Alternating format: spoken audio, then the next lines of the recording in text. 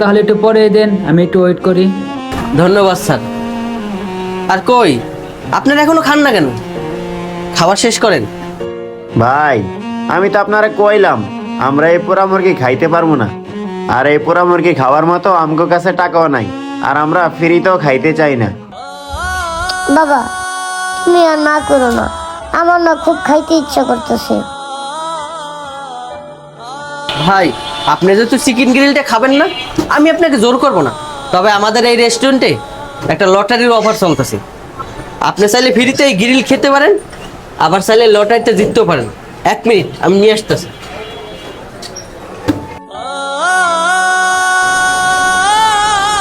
ভাই এই যে লন, লটারি নিয়ে আসছি। লন, এখান থেকে একটা তোলেন। আরে এই লোকটা কি করতেছে, কিছুই তো বুঝতেছি না।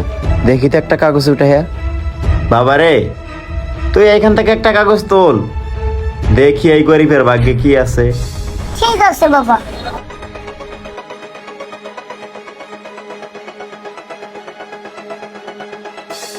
এই নাও।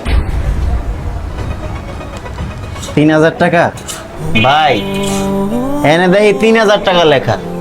কি কন, কই দেখি। হ্যাঁ ভাই, আপনি তো 3000 টাকা জিততে গেছেন।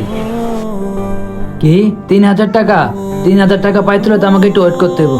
কি আর করবো, একটু ওয়েটই করি। ভাই এখন তো আপনারা গ্রিল না খেয়ে যাইতে পারবেন না। গ্রিলের দাম হচ্ছে 400 টাকা, তারপরে তো আপনাকে 2600 টাকা থাকে। বাবা তাহলে কি সত্যিই আমরা পোড়া মুরগি খাবো? আরে বাবা, আজকে সত্যি আমরা পোড়া মুরগি খাবো। আর দেখ, রিজিকের মালিক আল্লাহ, আল্লাহ কাউরে কখনো নিরাশ করে না। আচ্ছা ঠিক আছে ভাই, আপনারা খান, আর খাওয়া শেষে ক্যাশ থেকে টাকাটা নিয়ে যান। আচ্ছা ঠিক আছে, নেব। ভাই তাহলে তাড়াতাড়ি আমার জন্য গ্রিল নিয়ে আসেন। ভাই এই যে লন আপনার চিকেন গ্রিল আর নান রুটি। ভাই খাবার পরে খাবো, আগে লটারি দেন। স্যার লটারি মানে কিসের লটারি কথা